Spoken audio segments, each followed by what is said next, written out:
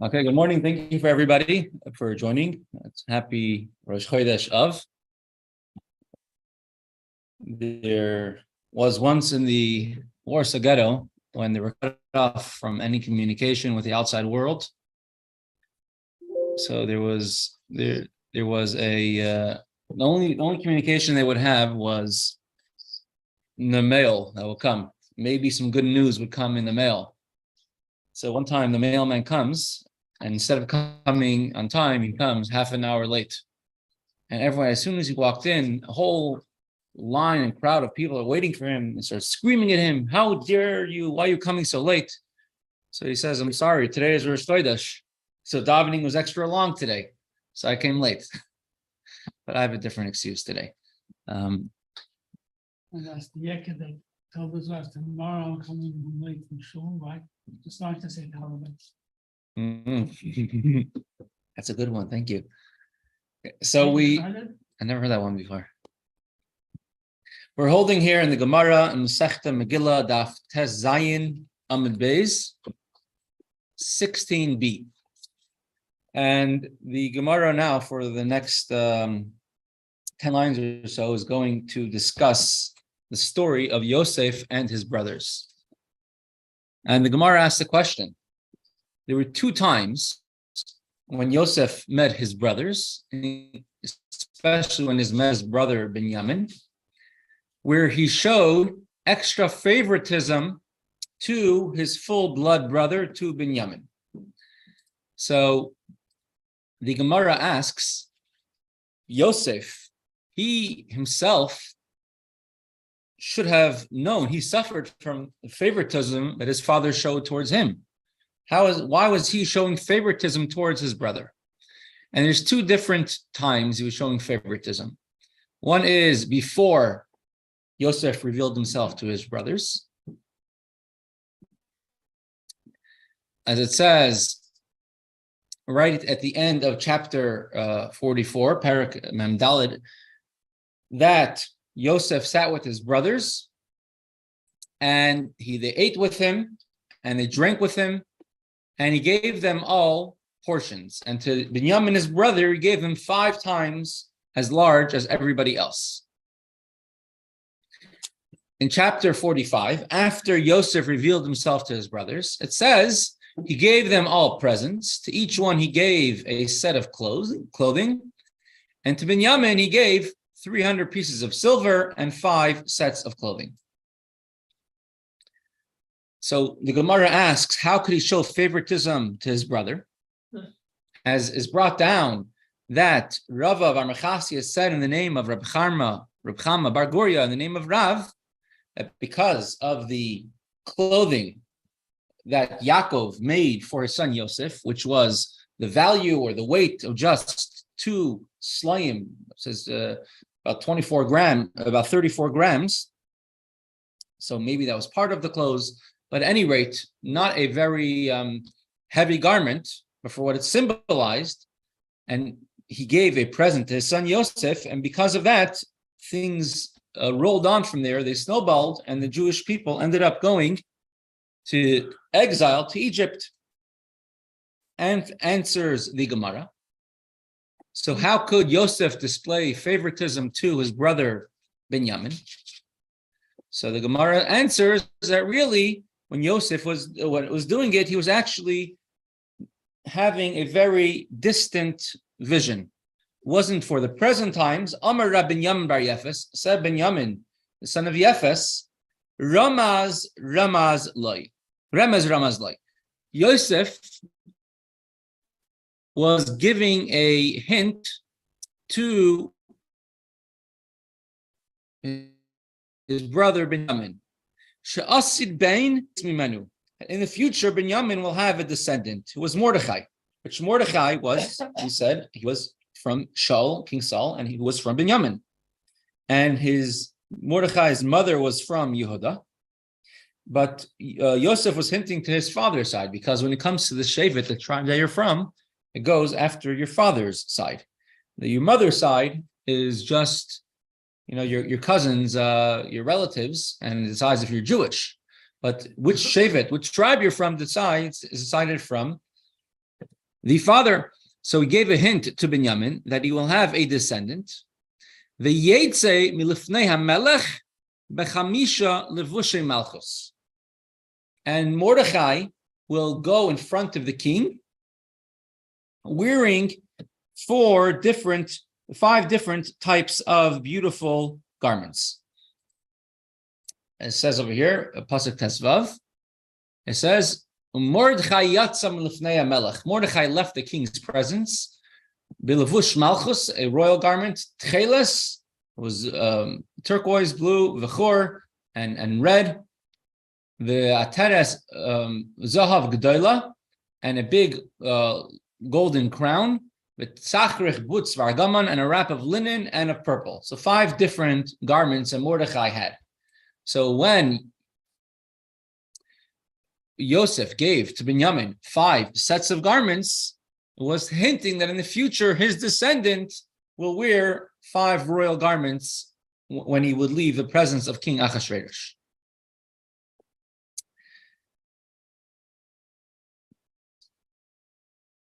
So Mordechai will be the one to redeem and to save the people. And if you look at the last words of the pasuk, it says, "Ve'ir Shushan tza'ala v'samecha." And the city of Shushan rejoiced and was happy, meaning that there's no jealousy. Usually, if someone sees someone else getting all, successful, he makes a lot of money, he's rich, he won the lottery, people get very jealous. But here, nobody was jealous of Mordechai. Everyone was happy. This fix what happened with Yosef and his brothers. The brothers were very jealous of Yosef, and now nobody was jealous of Mordechai when he received all of this goodness and all of this honor. Now, it says that because of what Yaakov gave to his son Yosef, an extra garment, it caused that the Jewish people should go down to Egypt. Wasn't the fact that the Jews were going to be slaves in Egypt already foretold in advance to Avram Avinu, to Avram? Tosfos asked this question. It wasn't something that happened as a result of Yaakov giving a present to Yosef, his brother, and causing jealousy. It was decreed by the time of Avram that your descendants will be slaves for 400 years in a foreign land. So the Maharsha explains that if not for the fact that Yosef received a present from his father and the jealousy that resulted from that, so perhaps it would have went down to Egypt in a more honorable way, meaning not through Yosef becoming a slave, maybe in a more honorable fashion. The first Getter Rebbe, Sfas Emes, he explains that the brothers were the catalyst to make Yosef go to Mitzrayim, to Egypt. Now, if something is decreed from above, still Hashem makes Gadlan Schus Haidei Zakai. Hashem causes good people to do good things and causes the not good people Gadlan Choiva Haidei Chayav. Something which is negative, he causes someone, a sinner, to do it. So the fact that the brothers and their jealousy caused that Yosef should be sold to Egypt, so from then, that's what the negative thing that happened, meaning they would have went to Egypt anyways. So, explains this Sfas Emes. But the fact that they had to go in such a negative way, that Yosef's jealousy and the brothers' jealousy and Yosef being sold to Egypt, that was not necessary. So would you say that was a foreshadowing of something to come rather than you know what I'm saying? The jealousy? Yeah. Yeah. That's what caused it to happen. So when he gave them the extra 5 pieces of meat, they didn't wonder what's going on. Why so this guy? But Young may have been very fat, so he figured he has to give him a lot more food. Oh, very good. But that was actually before Yosef revealed himself. Before. So before they reveal himself, is nothing to be jealous of. Why? Because they don't know why he's being showing favoritism to him. That's one of the questions. Actually, one of the Mefarshim asks. Right? Because it's the second time he's showing favoritism. How come the Gemara here only has to explain about the 5 garments, not about the 5 pieces of meat? And so the Chassam Sofer explains this idea that one of them happened before the Jewish people before Yosef revealed himself. And so therefore, it wouldn't necessarily cause jealousy. But after they revealed himself, So we wonder, well, what's going on? How come this guy, one brother, the youngest guy, has been given so much by this Right. Tsar? but also Yosef wasn't trying to pacify them yet, right? At this point, he was talking all tough to them. So, the bully's being nice to one guy, you can't really do anything about it. Reaction is about. Right, but later on, he's trying to pacify them, being everything nice to them, I still think it's been. as a Marsha says, right? Yes, the thing is, Baruch Hashem, most people don't know what it's like to live in a step family. Where you have Right. half brothers and half sisters, and their father is the one that shows them favoritism. Mhm. Yeah, it's a real life story. It's saying it's not just a story that happened a long time ago.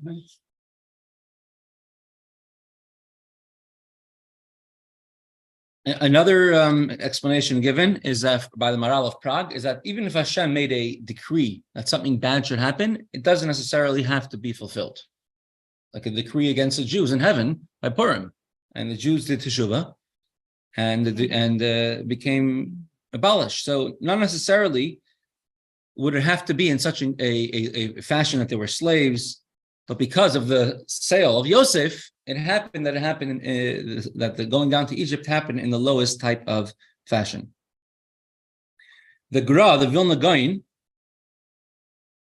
says, what does it help that Yosef is giving a hint to Binyamin, right? That in the future you'll have a descendant who's going to wear 5 garments of 5 royal garments in front of the king.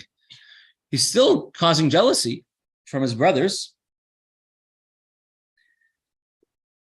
So he gives an answer. The Gemara says that was his kavanah and giving him. Right, the Gemara just now. You don't have the Gemara. The kavanah was. All right, don't worry about it. It's 68.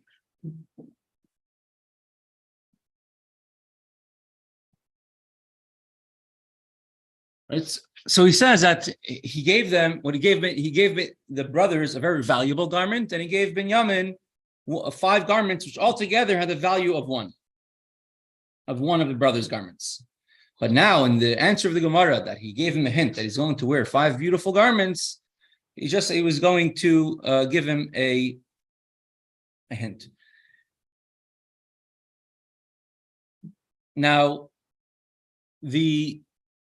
another answer given is that Yosef, in the beginning, the brothers were jealous of him because Yaakov showed him favoritism. But now, after the fact, they realized the reason why Yaakov showed him so much favoritism is because he realized how great Yosef could be. And in the future, Yosef would be the one to save his brothers from hunger.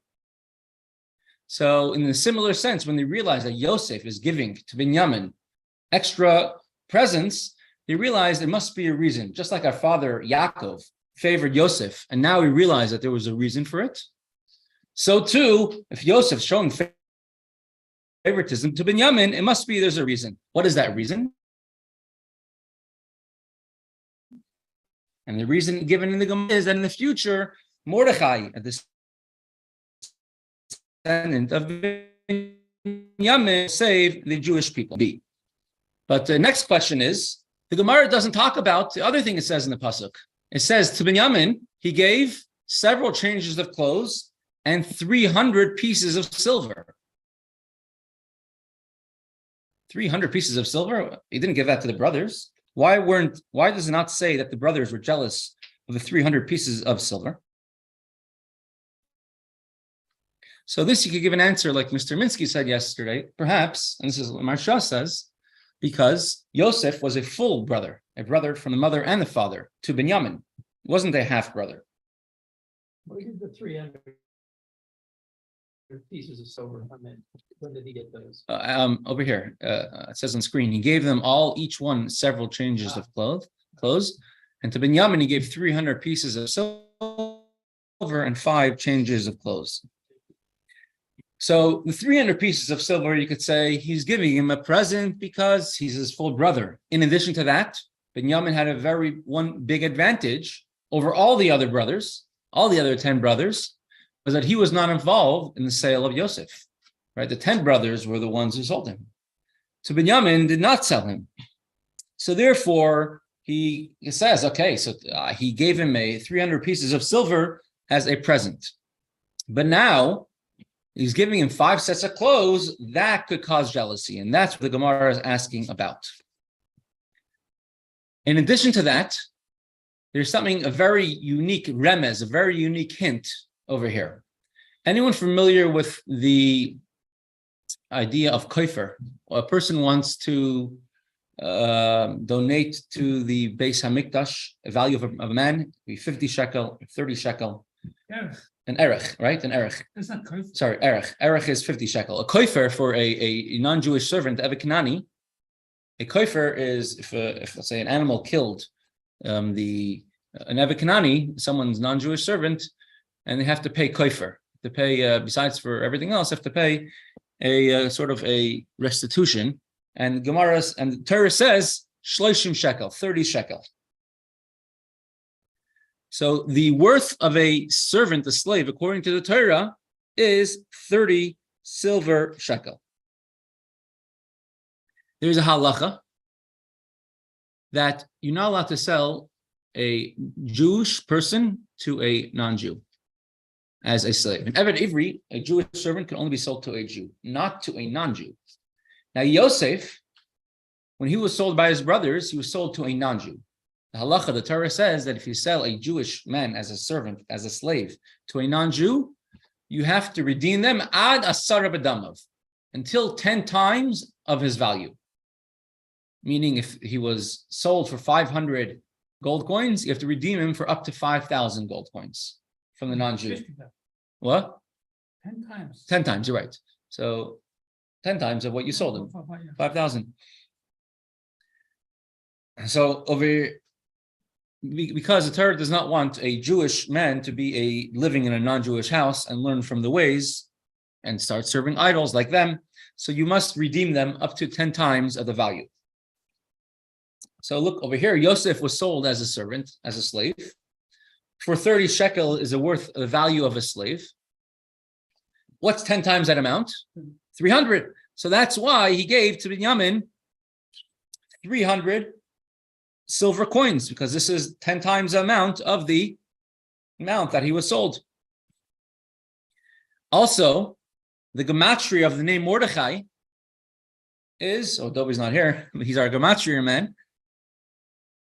The gematria of the name Mordechai is 274, and in Hebrew, when if gematria is one off, you always say you could put it one more because you count the word as one. It's called the koilo, so it make it 275, and then the amount of letters in the pasuk which lists off Mordechai's fathers is 15.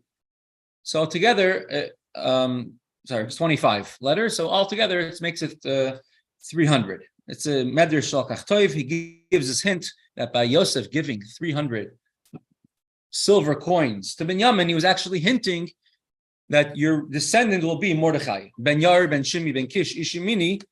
He will be the one to save the Jews.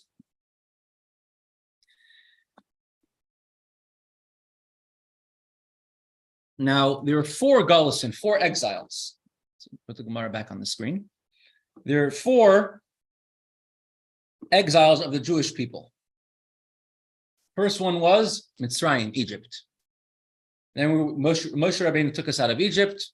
Then the second Golus was Babylonia. The third one, there's 2 opinions, whether it was Paras Madai, Persia, or it was Yavan, it was Greece.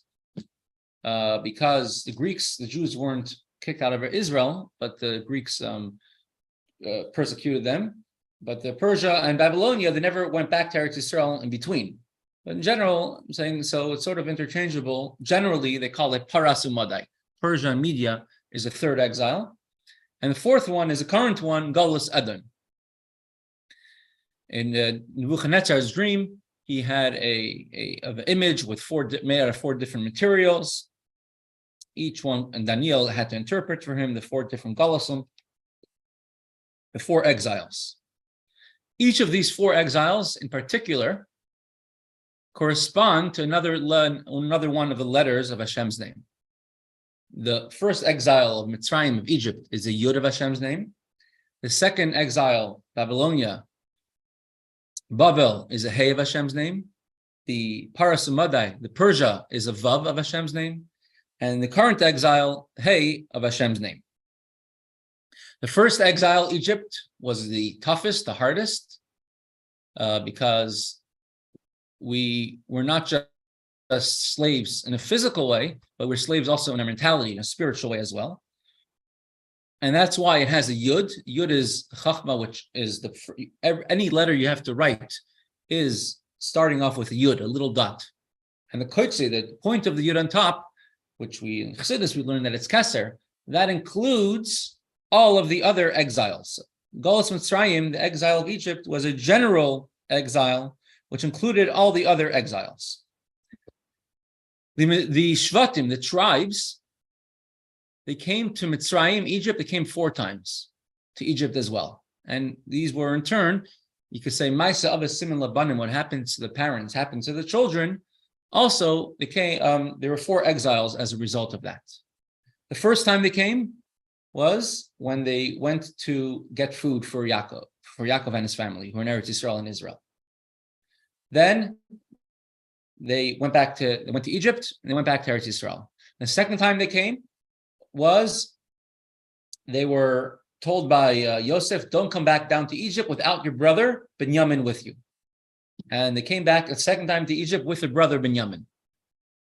At that second journey, they were about to leave. They were called back by Yosef. Yosef revealed himself to his brothers. They went back to Eretz Yisrael a third time, came back with their wives and families and Yaakov, their father, and they came back to Egypt the third time with the entire Jewish nation. Then they went back up to Eretz Yisrael, to Israel, when Yaakov died. And after Yaakov died, they came back to Egypt a 4th time. So you have 4 letters of Hashem's name, 4 exiles, and 4 times that the brothers, the Shvatim, the tribes, came back to Egypt. So the second time, the second descent, right? The second one is when Yosef revealed himself to his brothers. This is a time that Yosef gave all these presents to Binyamin, to his brother Binyamin. Now, if we count the third exile as Yavin, as Greece, the second exile is Babel, Babylonia, which led right into Persia and Media, Achashverosh. Haman, that was part of the second exile. So when Yosef is giving Binyamin all these extra presents, it's corresponding to the second exile of the Jewish people, which is when the Jewish people were in Iran, Iraq, and Persia. So therefore, at that time is a time when Yosef gave all these extra presents to his brother Binyamin. There's many more correlations we have here. It says over here that the first time he gave him a present, Binyamin's portion was 5 times as large as a portion of any of his brothers, of the meat and the wine by the meal. Vayishtu vayishkur imay, and they drank, all the 11 brothers drank, plus Yosef, and became intoxicated with him. What Yom Tiv do we have corresponding to this descent to Egypt? Purim. Purim, it's a mitzvah to become intoxicated, to drink wine. They're already starting the Yom Tiv of Purim already at that point. And the whole entire story of Purim happened with Achashverosh's feast of wine, Haman's feast of wine, Esther's feast of wine. The whole Purim is connected with wine. This connects with when the brothers and Yosef together drink wine, not by the first trip, not by the third or fourth trip, only by the second one, by Galus, by the second descent to Egypt, which corresponds to the second exile of the Jews. Now, when he's giving gifts to his brother, to Binyamin, he's giving him, as we touched on yesterday, he's giving him koyach, giving him strength and power. Yosef received an extra present from Yaakov because he had a special mission. Yaakov, the other brothers were shepherds, they were in yeshivas, Yosef, he was busy dealing with the political intrigue. Yosef was second in command to Paro. In the future, what's going to be is that Mordechai, who was also the Yosef of his generation, all the other Chachamim, the sages, had yeshivas, were learning Torah, and Mordechai had no choice but to defend the Jewish people, be at the king's gate. He became second to the king. And again, Yosef and Mordechai, neither of them were the king, not the king of Egypt, not the king of Persia. They were both a Jewish second in command, a Jewish regent to the king.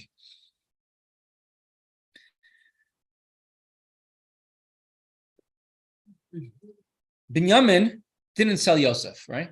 Binyamin never sinned. Mordechai, you could say, he fixed, you could say, the sin of Yosef. The brothers, Yosef was testing them to see if they had Mesiras Nefesh, if they would have self-sacrifice to save another Jew, to save their brother Binyamin. And they passed his test. Over here, Mordechai inspired the Jews to have Mesiras Nefesh. Well, and he inspired Esther, go be ready to give up your life in order to save another Jew. The Shvatim, the tribes, the brothers of Yosef, they would not drink any wine for all the years. From when they sold Yosef, for 22 years, they would not drink wine. And Yosef also would not drink wine as well during those 22 years. Rashi says over here, let me just show Rashi's commentary. It says, Vayishtu vayishkuru imai, and they drank and became intoxicated with him. And it says, from the day that they were sold, loy shasa yayin.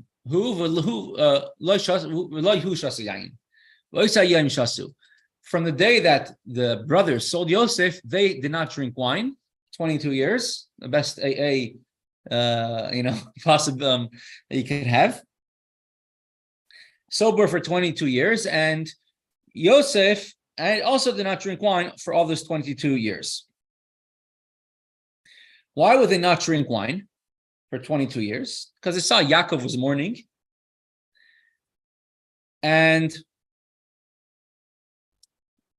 they also Yosef saw that his brothers didn't do teshuvah. And if his brothers are suffering, if his father is suffering, he himself could also not drink wine.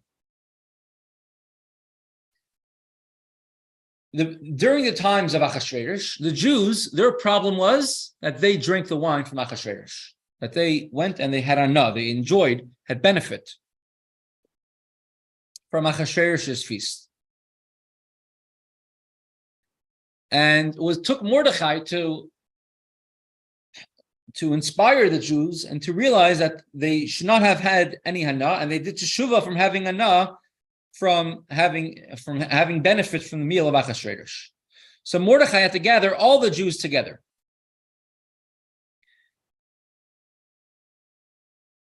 The Shvatim, the tribes, the brothers of Yosef, could not drink wine because they had to do teshuvah. They had to return.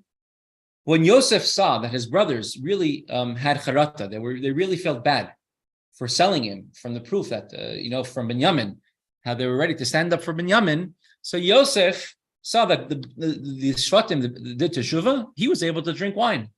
The brothers from their end, they felt they could drink wine because they also realized that now we are holding in a different state than we were before. We're able to even drink wine and not become jealous. We're able to become past that. The Imrei Emes, the first Ger Rebbe, actually says a different, not the first Ger Rebbe, the second Ger Rebbe, the son of the Sfas Emes, who we bring all the time. The Imrei Emes, he has a different answer. Why Yosef gave 300 silver coins to Binyamin. If you go up a little bit further, right before this, it says that Yosef, when he met his brother, Binyamin, he asked him, "Who are you? What's your name of your children?" And he told him the names of all of his children. And one of his sons' names was Chupim. here, this Rashi over here, Binyamin had 10 sons, and he gave them all a name. Bela, Ard, Naaman, each name showed on Yosef how much he cared for Yosef. Bela, my brother, was swallowed among the nations. Gera, that he was a stranger in a strange place. And the word Chupim, his son Chupim, which was one of Binyamin's sons, he called him, why do you call him Chupim? Because lo yira'u chupasi v'lo yira'isi ani es chupasai. Because I was not by his chuppah, I highlight on the screen, but it's probably small to see. Chupim, he called them because I was not by his chuppah, by his wedding, and he was not by my wedding. So when Yosef gave him 300 gold coins, 300 silver coins was a wedding present for his chuppah. So then it wouldn't cause any jealousy. Yosef, because a wedding present, people could excuse it why he gave it as a present.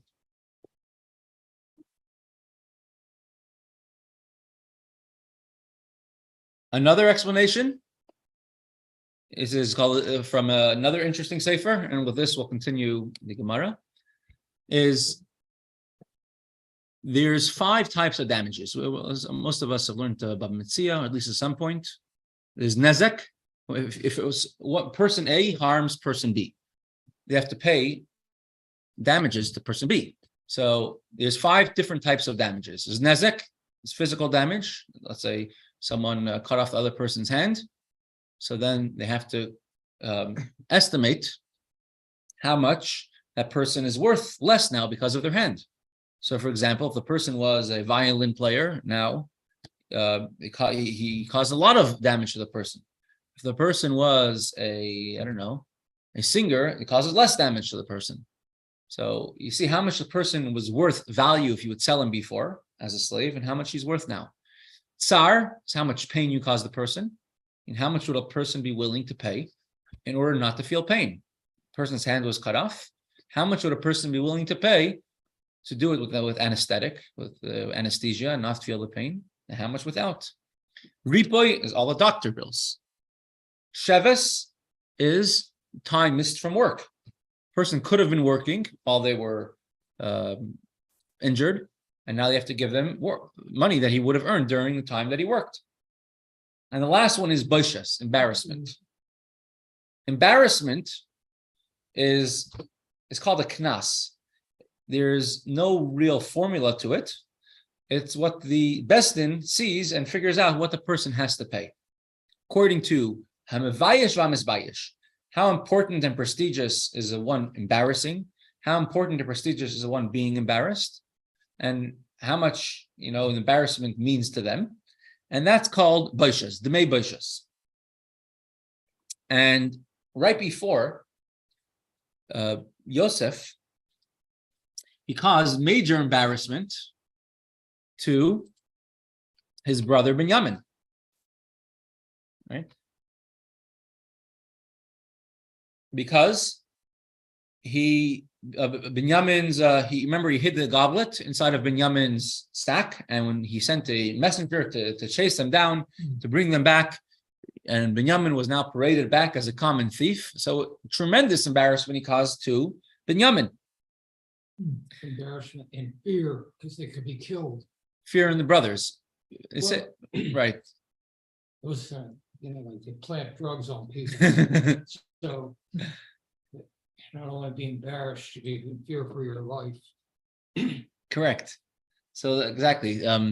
So he, in short, he had to pay Binyamin restitution for all the embarrassment, the boishes that he caused them, for the false accusation. It says Binyamin himself possibly had an inkling of it, according to one of the Midrashim.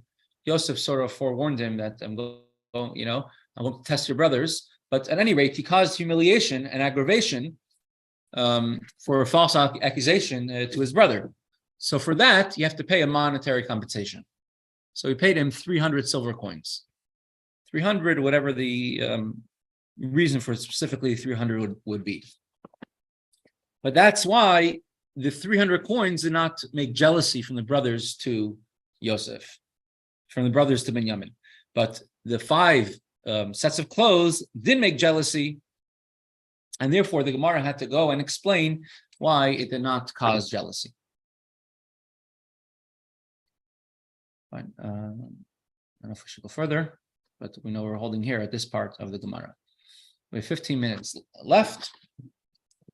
So we'll learn a little bit of Hilchas of Mishnayos and Mesechta Middos. Just take Mishnayos. Yossi, איך אתה? ברוך השם, איך אתה? Baruch Hashem, Baruch Hashem.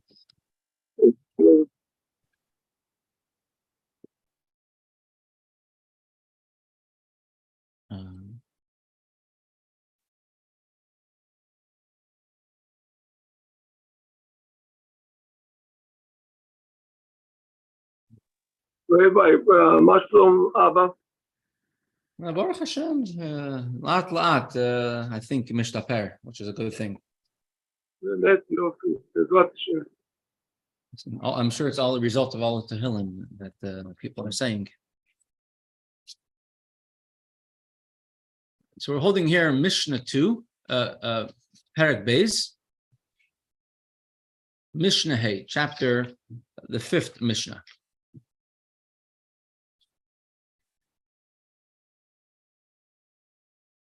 The Beis HaMikdash itself, if you look at the whole thing from the side, not from the ear, it keeps on getting higher and higher. As you go more into the Beis HaMikdash, it would elevate. After every bit, there were steps. And all these steps went up to a higher area in the Beis HaMikdash. Right now, we're discussing these 4 chambers on these 4 corners of what's called the Ezras Nashim, the women's court. This area was also used by men, but it was called the women's court. For the Aruch Laner says because this was where the women congregated on Sukkos. On Sukkos, it was a women's section, and they would watch the Simchas Beis HaShoeva. But throughout the year, it wasn't exclusively a women's section. And there are 4 different chambers and 4 different corners. And each of these 4 chambers had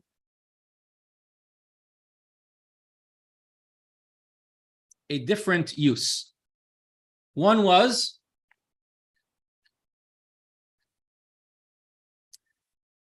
the chamber of the Nazirim, the Nazarites. So I'm just going to zoom into here to see a better picture of this. You see these people walking in this chamber.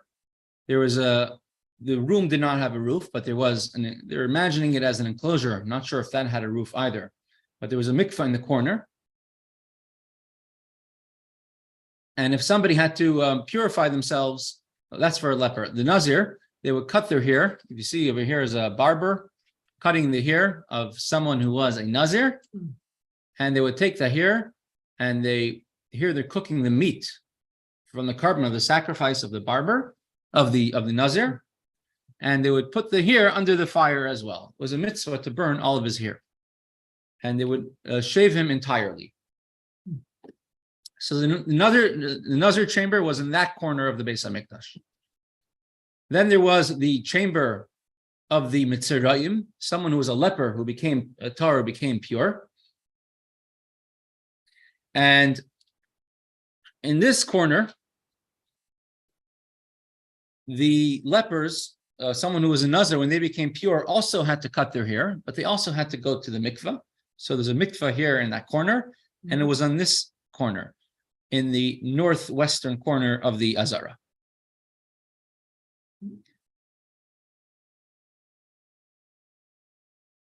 Now, that's one of the lepers,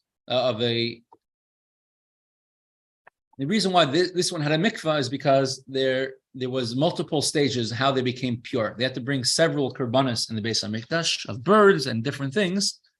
And there was one point they could only stick their thumbs into the Azara, into the courtyard of the Beis HaMikdash. So they would go to the mikvah before sticking their thumbs in, and they would be sprinkled with the blood of the korbanos, of the birds, and then they would have to go to the mikvah again. In this over here, this chamber is called Beis Shmanya. We learned in the Mishnah, Rabbi Lezer ben Yaakov says, I don't remember what this room was used for. Abba Shaul says it was a storage room for wine and for oil. Anybody would have to bring wine and oil to the Beis HaMikdash. So the Beis HaMikdash had a supply system. Is that what you would do is you would go to the cashier, you would buy a token, and they found many of these tokens in the Beis HaMikdash, in the area of the Beis HaMikdash today. You could see many of them. And it would have a little etching onto the token, and you would go to the storage house, and over there they would give you either a sheep, a goat, oil, flour, because it would be very difficult for people to bring it all the way from their cities where they came from. And even if you brought it, probably the quality wouldn't be A quality, probably be B or C quality by the time it got there. So you would be able to buy in the Beis HaMikdash. So over here you had oil. This was the side closer to the Mizbeach. Perhaps they didn't want people spilling in the Beis HaMikdash. I don't know. And over there were all the oils and all the wines. It was called the Lishkas Beis Shmanya. It was called the oils chamber because there was much more oil in there than wine. Because for a karban, for a sacrifice, usually you would have just a revius, which is about 3 ounces worth of wine. But you would need oil, you would need about a lug. It should be about 12 ounces worth of oil. So there's much more oil than there was wine. Also, all the flour offerings, any karban mincha, also used oil. Well, many of them used oil. So also, there were special oils in the Beis HaMikdash that were used for the menorah. There are many lamps, golden lamps, in the woman's courtyard.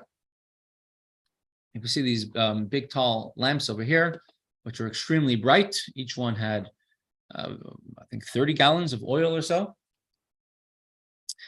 So the Lishkas Beis Shmanya was called the oil chamber because there was a lot of oil that was being kept in this, oil and wine being kept in this chamber. Then there was the 4th chamber, which just is called Lishkas HaEitzim, the chamber of the wood. And any Kohanim, the wood had to be brought to the Beis HaMikdash in the summer, before the 15th of Av. And any Kohanim who were unfit to serve on the Mizbeach, because they had a mum, a blemish, but they very, very much wanted to serve in the Beis HaMikdash, so they would inspect all the wood that would come to the Beis HaMikdash. And this is, of course, a lot of wood was used on the Mizbeach, and they would be the ones to inspect the wood and then to bring the wood closer to the Mizbeach. They had to check it to make sure that there's no moisture, because it had to have only the best type of fire, not a cracking fire. And if they would check for worms to make sure that there's no worms inside of any of the wood. So that's a Lishkas HaEitzim, the chamber of the wood. Right after the chamber of the wood, there were 15 steps. So if you see right after, so here you have the courtyard, the Ezras Nashim, the women's court. You have these 4 tall lamps that were lit by Simchas Beis HaShoeva. The 4 chambers we spoke about in the 4 corners. Right here is according to the opinion that they were on the inside of the Beis HaMikdash. There's another opinion that these 4 chambers were on the outside. And then you had the steps that went up to the Shar Niknor, to the Niknor gates. And these steps were not straight, rather, they were rounded steps. Why was it round? Because there were 15 steps. These steps are called, you had singers standing on all the steps. Now, which has more surface area, a straight row or a round row? Round. So in order to have as many people as possible on the steps, as many singers as possible, so therefore they made the steps over here were round. So here the steps are round. Here you see right over here. So the Levium here's the steps going up to these gates. These big open gates would be called the Shar Niknor, the gates of Niknor, which we spoke about. The gates where a miracle happened with them, and that's why they kept the name of Niknor, and they kept the copper gates there because of miracle, and they're very beautiful, and they were very tall. On all these steps, you had Leviim standing and singing. So we have 15 Shir HaMailos, right? A song of ascents. We have 15 of them in Tehillim, because each one corresponds to another one of these 15 steps. And that's what the Mishnah says inside. Let's go to the end of this Mishnah. The Chamesh Esrei Mailos. There were 15 steps. Oilus mitoichel ezes Yisrael will go up from the women's court to the courtyard of Israel, the next part of the Beis Hamikdash. Keneged chamesh esrei mailos shevetehillim, corresponding to the 15 songs of ascents mentioned in Tehillim. She'aleim haleviim oimrim bashir, and Leviim would stand on these steps and sing. But hayut they were not rectangular steps. Rather, they were rounded steps, in order that you could fit as many Leviim as possible onto these steps. So next to these steps, you'll see two doors, right? There's two different doors on top of the steps, two different doors on the bottom of the steps. There were different chambers. You'll see the Beis Hamikdash is full of chambers upon chambers. Wherever you go, there's another room with another chamber with another use. So you had two doors on top of the steps, two doors on the bottom of the steps, and each one served as an entrance to a different area. So if each step is half an amma tall, that means you have the Ezras Yisrael. Let's go back to the entire Temple Mount. Sorry about that. Let's go back to the entire Temple Mount. So each area, as you go, is progressively higher as you enter the Beis Hamikdash. So the first part here, you had steps going into this chel, this big flat platform, which the Beis Hamikdash is standing on, and you had some more steps going inside. Now you have another 15 steps. So underneath the Beis Hamikdash, a lot of it will be hollow. See this area under the Beis Hamikdash, much of it was a very heavy structure, but a lot of it was hollow, and they actually used to hollow it down very, very deep, and used to have many different types of tunnels, catacombs, arches underneath. It was done for a reason of tara, of purity, in case that there's any dead person or dead body. If the person, right, let's say a person walks over a grave, they become tummy, they become impure, because there's earth directly on top of the grave. But if there's a hollow space and then another hollow space, then the tumah, the impurity stops. So they would have arches and overlapping in order that there should be, in case any tumah satoim in the depths, there was a dead body or a part of a dead body, it would not go and make impure the kohanim, which are on top, which are inside the Beis Hamikdash. Nowadays, there's a lot of tunnels underneath the Hatzvi-Bais, the Temple Mount. And they haven't really gone much poking around over there, because the second that they start doing it, the Muslim Waqf, all the Muslims start rioting and stopping, and the Israeli army doesn't want to stand up to them. You have a tunnel that you can go to excavate a tour on it. It's funny, the tunnels we have today, the ones we go touring in, were actually above ground during the time of the Beis Hamikdash. Just there's so many layers and layers and layers of garbage and filth. In the olden days, there was no garbage disposal companies, and people would take all the garbage, pile it up in the courtyard, and burn it. And with time, things became higher and higher.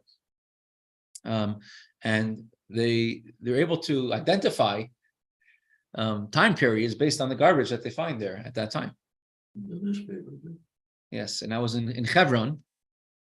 So I had a tour of the old Jewish section of Hebron, which now is completely Arab. But we had a tour guide who was very sarcastic at times. And he says, you walk in a lot of places, there's fires and a lot of houses, courtyards. He says, don't think the people here are not civilized. They're very civilized. They want to provide work for the archaeologists of the future.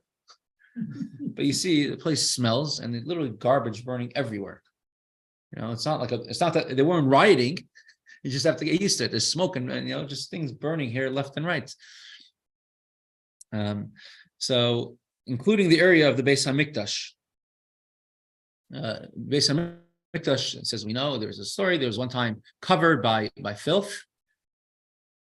So the Beis HaMikdash itself, or the Kosel itself, was one time covered by garbage and had to be uncovered.